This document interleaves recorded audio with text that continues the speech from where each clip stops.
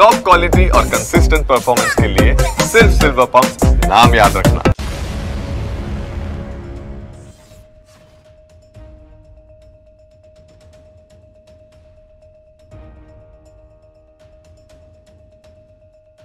ಮುರಿದು ಬಿದ್ದ ಸೇತುವೆ, ತುತ್ತ ತುದಿಯಲ್ಲಿ ಬೀಳೋ ಹಂತದಲ್ಲಿರೋ ಟ್ರಕ್ಕು, ನದಿಯಲ್ಲಿ ಬಿದ್ದು ಮುಳುಗಿ ಹೋಗಿರೋ ಮತ್ತೊಂದು ಟ್ರಕ್ಕು, ಕಾರು, ಪಿಕಪ್ ವಾಹನಗಳು ಚಲಿಸುವಾಗಲೇ ಸೇತುವೆ ಮುರಿದು ಬಿದ್ದಿದ್ದು ಸುಮಾರು 40 ಅಡಿಗಳ ಮೇಲಿಂದ ವಾಹನಗಳು ನದಿಗೆ ಬಿದ್ದಿರೋ ಘನಘೋರ ದೃಶ್ಯಗಳಿವು. ಗುಜರಾತ್ನ ವಡೋದರಾ ಜಿಲ್ಲೆಯ ಪಡ್ರಾ ಬಳಿ ವಡೋದರಾ ಹಾಗೂ ಆನಂದ್ ಜಿಲ್ಲೆಗಳನ್ನು ಸಂಪರ್ಕಿಸೋ ಮಹಿಸಾಗರ್ ನದಿ ಮೇಲಿನ ಗಂಭೀರ ಸೇತುವೆ ಇದು. 40 ವರ್ಷದ ಹಳೆಯ ಸೇತುವೆಯ ಸ್ಲ್ಯಾಬ್ ಕುಸಿದಿದ್ದು XUV car, auto, truck, pickup ವಾಹನಗಳು ಪ್ರಯಾಣಿಕರ ಸಮೇತ ನದಿಗೆ ಬಿದ್ದಿವೆ. ಇನ್ನು ಮುಳುಗಿರೋ ವಾಹನದ ಮೇಲೆ ನಿಂತು ಜೀವ ಉಳಿಸಿಕೊಂಡ ಮಹಿಳೆ, ನನ್ನ ಮಗ ಸಿಲುಕಿದ್ದಾನೆ, ದಯವಿಟ್ಟು ಕಾಪಾಡಿ ಅಂತ ರೋಧಿಸ್ತಾ ಅಂಗಲಾಚಿದ ದೃಶ್ಯ ಮನ ಕಲುಕ್ತಾ ಇದೆ. અત્યારે મોટી ગેપ તે સળિયા પણ અત્યારે નજરે પડી રહ્યા છે.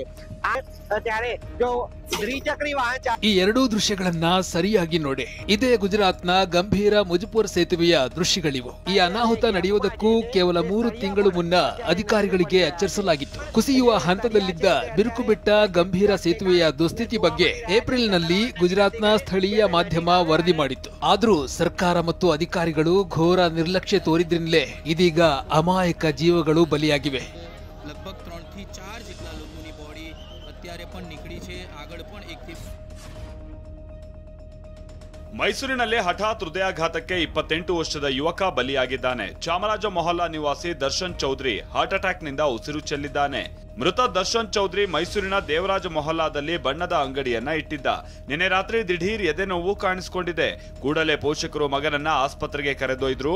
ಆದರೆ ಮಾರ್ಗ ಮಧ್ಯೆ ದರ್ಶನ್ ಕೊನೆ ಉಸಿರೆಳೆದಿದ್ದಾನೆ. ಬುಧವಾರ ಹೃದಯಾಘಾತದಿಂದ ಅತಿ ಕಡಿಮೆ ವಯಸ್ಸಿನವರೇ ಉಸಿರು ಚೆಲ್ಲಿರುವುದು ಆತಂಕ ಇನ್ನಷ್ಟು ಹೆಚ್ಚಿಸಿದೆ. ಚಾಮರಾಜನಗರ ಜಿಲ್ಲೆ ಗುಂಡ್ಲುಪೇಟೆ ತಾಲೂಕಿನ ಕುರುಬರಗೇರಿಯಲ್ಲಿ ಸರ್ಕಾರಿ ಪ್ರಾಥಮಿಕ ಶಾಲೆಯಲ್ಲಿ 4ನೇ ತರಗತಿ ವಿದ್ಯಾರ್ಥಿ 10 ವರ್ಷದ ಮನೋಜ್ ಕುಮಾರ್ ಹೃದಯಾಘಾತಕ್ಕೆ ಜೀವ ಬಿಟ್ಟಿದ್ದಾನೆ.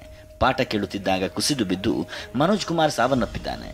ಮನೋಜ್ ಹೃದಯದಲ್ಲಿ ರಂಧ್ರ ಇದ್ದು ಈ ಹಿಂದೆ ಜಯದೇವ ಅಪೋಲೋ ಆಸ್ಪತ್ರೆಯಲ್ಲಿ ಚಿಕಿತ್ಸೆ ಪಡೆದಿದ್ದ. ಮಗನ ಹಠಾತ್ ಸಾವಿನಿಂದ ಆಘಾತಕ್ಕೊಳಗಾದ ಮನೋಜ್ ಕುಮಾರ್ ತಾಯಿ ನಾಗರತ್ನ ಆಕ್ರಂದನ ಮುಗಿಲು ಮುಟ್ಟಿದೆ. ರಾಜ್ಯದಲ್ಲಿ ಎನ್ಐಎ ಬಂಧಿಸಿರೋ 3 ಶಂಕಿತ ಉಗ್ರರನ್ನ ಬುಧವಾರ ಎನ್ಐಎ ವಿಶೇಷ ಕೋರ್ಟ್ ಮುಂದೆ ಹಾಜರುಪಡಿಸಲಾಗಿತ್ತು. ಎನ್ಐಎ ವಿಶೇಷ ಕೋರ್ಟ್ ಶಂಕಿತ ಉಗ್ರರಾದ ಮನೋವೈದ್ಯ ಡಾಕ್ಟರ್ ನಾಗರಾಜ್, ಎಎಸ್ಐ ಚಾನ್ ಪಾಷಾ ಹಾಗೂ ಅನೀಶ್ ಫಾತಿಮಾಳನ್ನ ಜುಲೈ 14ರವರೆಗೆ ಎನ್ಐಎ ಕಸ್ಟಡಿಗೆ ನೀಡಿ ಆದೇಶಿಸಿದೆ. ರಾಜ್ಯದಲ್ಲಿ ಎನ್ಐಎ ಬಂಧಿಸಿರೋ 3 ಶಂಕಿತ ಉಗ್ರರನ್ನ ಬುಧವಾರ ಎನ್ಐಎ ವಿಶೇಷ ಕೋರ್ಟ್ ಮುಂದೆ ಹಾಜರುಪಡಿಸಲಾಗಿತ್ತು. ಎನ್ಐಎ ವಿಶೇಷ ಕೋರ್ಟ್ ಶಂಕಿತ ಉಗ್ರರಾದ ಮನೋವೈದ್ಯ ಡಾಕ್ಟರ್ ನಾಗರಾಜ್, ಎಎಸ್ಐ ಚಾನ್ ಪಾಷಾ ಹಾಗೂ ಅನೀಶ್ ಫಾತಿಮಾಳನ್ನ ಜುಲೈ 14ರವರೆಗೆ ಎನ್ಐಎ ಕಸ್ಟಡಿಗೆ ನೀಡಿ ಆದೇಶಿಸಿದೆ. ಇನ್ನು ಆರೋಪಿಗಳ ಬಂಧನಕ್ಕೂ ಮುನ್ನ ಎನ್ಐಎ ಅಧಿಕಾರಿಗಳು ಮಹತ್ವದ ಆಡಿಯೋ ಕ್ಲಿಪ್ ಸೇರಿದಂತೆ ರಹಸ್ಯ ಮಾಹಿತಿಯನ್ನ ಕಲೆ ಹಾಕಿದ್ರು. ಆಡಿಯೋದಲ್ಲಿ ಆರೋಪಿಗಳು ಚರ್ಚೆ ಮಾಡಿದ್ದ ಮಹತ್ವದ ವಿಚಾರ ಮತ್ತು ಟಿ ನಾಸೀರ್ ಜೊತೆಗಿನ ಸಂಚು ಹಾಗೂ ಸಂಪರ್ಕ ಪತ್ತೆಯಾಗಿದೆ. ಆರೋಪಿಗಳ ವಾಯ್ಸ್ ಸ್ಯಾಂಪಲ್ ಪಡೆಯಲು ಹಾಗೂ ಈಗಾಗಲೇ ಪತ್ತೆ ಮಾಡಿದ್ದ ವಾಯ್ಸ್ ಸ್ಯಾಂಪಲ್ಗಳನ್ನ ಎಫ್ಎಸ್ಎಲ್ಗೆ ಕಳುಹಿಸಲು ಎನ್ಐಎ ಸಿದ್ಧತೆ ನಡೆಸಿದೆ. ಈ ಸಂಬಂಧ ಗುರುವಾರ ನ್ಯಾಯಾಲಯಕ್ಕೆ ಎನ್ಐಎ ಅರ್ಜಿ ಹಾಕಲಿದೆ. ಎಫ್ಎಸ್ಎಲ್ನಲ್ಲಿ ಆಡಿಯೋ ಬಗೆಗಿನ ಸತ್ಯಾಂಶ ಬಯಲಾಗಲಿದೆ. ಬೆಂಗಳೂರು ಜೈಲಿನಲ್ಲಿರೋ ಉಗ್ರರಿಗೆ ನೆರವು ನೀಡಿದ ಆರೋಪದಡಿ ಎನ್ಐಎ ತನಿಖೆ ನಡೆಸಿದಾಗ ಸ್ಫೋಟಕ ಮಾಹಿತಿ ಬಹಿರಂಗವಾಗಿದೆ. ಜೈಲಿನಲ್ಲಿದ್ದ ಕೈದಿಗಳಿಗೆ ಮನೋವೈದ್ಯ ನಾಗರಾಜ್ ಮೊಬೈಲ್ ಮಾರಾಟ ಮಾಡ್ತಿದ್ದ. ಸಹಾಯಕಿ ಪವಿತ್ರಾಳನ್ನ ಬಳಸಿಕೊಂಡು ಜೈಲಿಗೆ ಮೊಬೈಲ್ ಪೂರೈಕೆ ಮಾಡ್ತಿದ್ದ. 10,000ದ ಮೊಬೈಲ್ ಅನ್ನ 50,000ಕ್ಕೆ ಮಾರಾಟ ಮಾಡ್ತಾ ಇದ್ದ. ಶಂಕಿತ ಉಗ್ರರು, ಡ್ರಗ್ ಪೆಡ್ಲರ್ಗಳು, ರೌಡಿ ಶೀಟರ್ಗಳಿಗೆ ಮೊಬೈಲ್ಗಳು ಸಪ್ಲೈ ಆಗ್ತಿದ್ವು.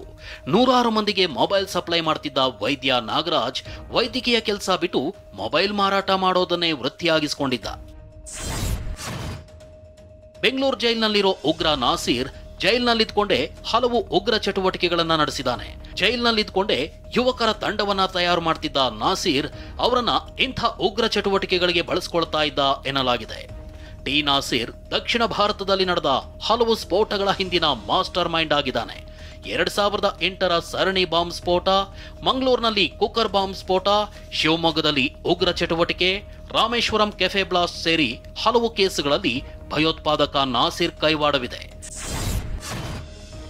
ಕಿಟ್ಟಿ ಪಾರ್ಟಿಯಲ್ಲಿ ಪರಿಚಯವಾದ ಸ್ನೇಹಿತೆಯರಿಗೆ ಕೋಟಿ ವಂಚಿಸಿದ ಖತರ್ನಾಕ್ ಲೇಡಿಯನ್ನ ಬೆಂಗಳೂರಿನ ಬಸವೇಶ್ವರ ನಗರ ಪೊಲೀಸರು ಬಂಧಿಸಿದ್ದಾರೆ. ವಂಚಕಿ ಸವಿತಾ ಕಿಟ್ಟಿ ಪಾರ್ಟಿಗಳಲ್ಲಿ ಹಣ ಇರುವ ಮಹಿಳೆಯರನ್ನ ಪರಿಚಯ ಮಾಡಿಕೊಳ್ತಿದ್ಲು. ಬಳಿಕ ವಿಧವಾದ ತಿನಿಸು ನೀಡಿ ಊಟ ಕೊಡಿಸಿ ನಂಬಿಕೆ ಗಳಿಸ್ತಿದ್ಲು.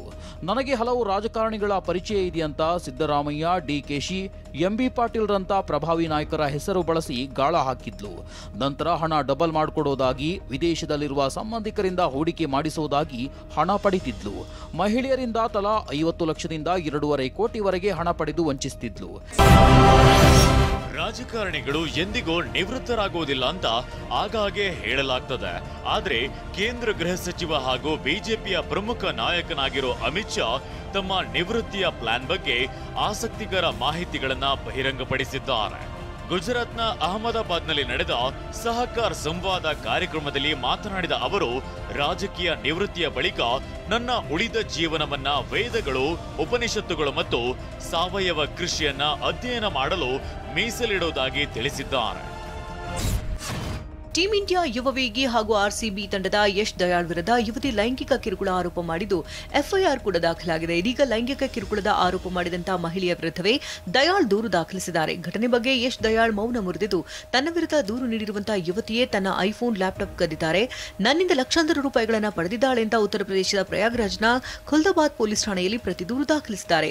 4 ವರ್ಷಗಳ ಹಿಂದೆ ಇನ್ಸ್ಟಾಗ್ರಾಂ ಮೂಲಕ ಆ ಮಹಿಳೆಯ ಪರಿಚಯವಾಯಿತು. ನಂತರ ಅವರು ಪರಸ್ಪರ ಸಂವಹನ ನಡೆಸಲು ಪ್ರಾರಂಭಿಸಿದ್ರು ಅಂತ ಪೊಲೀಸರಿಗೆ ಯಶ್ ತಿಳಿಸಿದ್ದಾರೆ.